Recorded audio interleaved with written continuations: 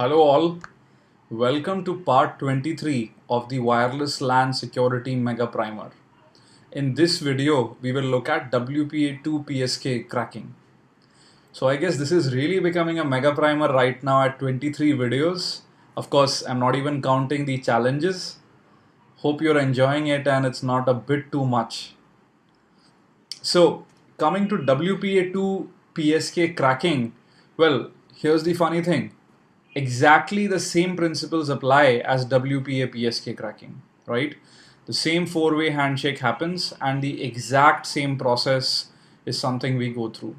Only difference, of course, is that in this case, the signature-based hashing algorithm as well as the encryption algorithm we'll use later happens to be different, right? So let's actually go straight to the demo. But before that, quickly just wanted to show you the access point settings. I've set it to WPA personal. Actually, one point of important thing I wanted to mention is on many access points, well, they kind of talk about personal in the PSK sense and enterprise in the .1x and radius server sense. So don't get fooled by WPA personal. This includes both WPA PSK and WPA2 PSK. And this is what I've done here. In the personal, which is PSK, I have actually gone ahead and set it to WPA2 with cipher to be AES. The same pre-shared key security tube is there. So let's go here. I've also opened up the stack trace, the packet capture trace from the last video, just to draw some parallels between both. And now what I've done is, let's go ahead and start AeroDump so that we can monitor the access point.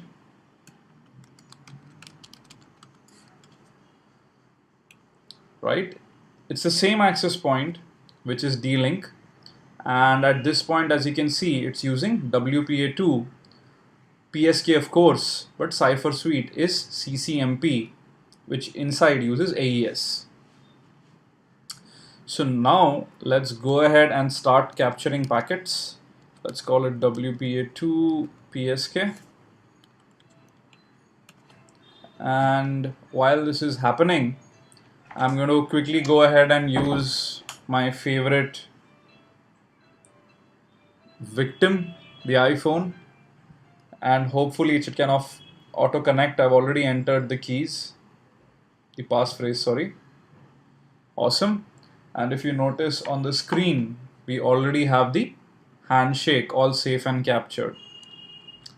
So now what we're going to do is, before we actually start with the cracking, let's quickly look at some of the important differences.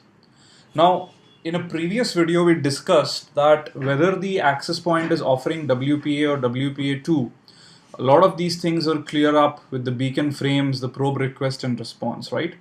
As far as the handshake is concerned, I'll just show you one important difference which you would find in a WPA versus a WPA2 handshake for PSK.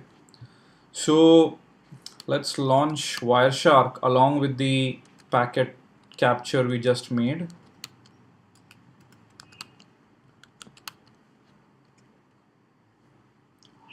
Tons of packets here, but what we are really interested in is the EPOL packets. And awesome, unbelievably this time all the labeling is correct as well. Message 1 of 2, 2F2, so forth. And if you remember, we had told you to look at the replay counter. The first and second packet should have the same one, 7, 7, 7 and 7, and the next one should have 8 and 8. Perfect. Right? And of course, we could also match the different nonces. The first and the third packet would have the same nonce, which is the AP nonce, and the second packet and fourth one would have the client nonce.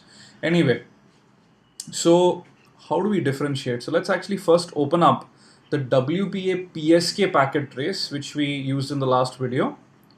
And we are looking at the first packet,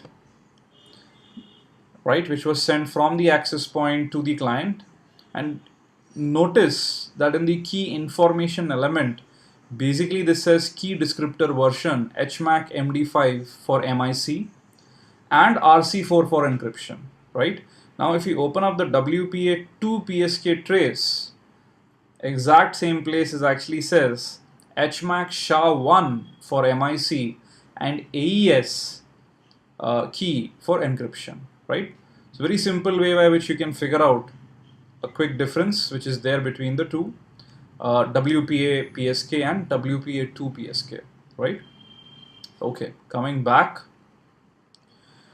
Now, as far as cracking is concerned, let's use the same dictionary, right? Security tube is already there. I'll not waste your time. I'll just straight away go to the details. Let's give it the packet capture file. It'll prompt you, and what we really want is this D-link, which is number 2. And if you notice, we need to give it a dictionary. And here we go. And if you notice, the key was successfully cracked, right? We could try the same thing with CoPATI, and you would exactly find the same thing there as well. And of course, you could use air decap ng to decrypt any data packets in the trace file. So I typically don't remember the options. So here goes. The passphrase is security tube, and then we can give it the trace file, which is this one. And if you notice, it says, well, it can see a couple of encrypted packets, but nothing comes out of it. We could quickly go ahead and attach the BSSID option by copying the BSSID from here. This may help, may not help. And in all probability, it could also be that the packets are from a different access point set, right? So it looks like there are WPA packets, but it is unable to decrypt it. So as I said, right, these tools, at times they just don't work. So just a quick word of caution.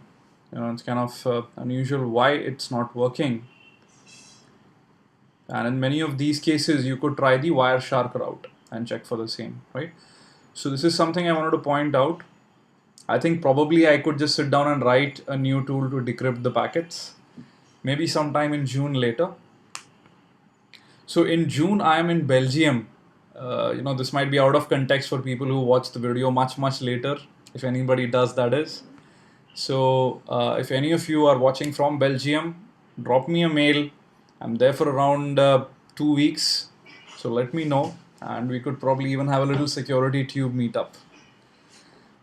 So anyway, so coming back, well, it's the same old problem, right? And if a weak passphrase is chosen, as we saw in the video, in the demonstration, it just takes the same amount of time to go ahead and break the passphrase. That's all. WPA2 PSK cracking. There isn't much more to it at all. Same process, same dictionaries, everything applies, right? Only thing you need to watch out is sometimes many of these decryption tools do not work properly. And I guess you need to have backups in the form of using Wireshark and maybe other tools. If you are aware of other tools which you've seen works all the time, please post it on the comments thread for everybody's benefit. It really helps if you do that, right? So well, that's all for this video. Thank you for all the encouraging comments. Really look forward to read all your comments every day. And well, we are off to the next video now. The next one is actually going to be speeding up WPA2 cracking, right? Okay, see you till the next time. Bye-bye.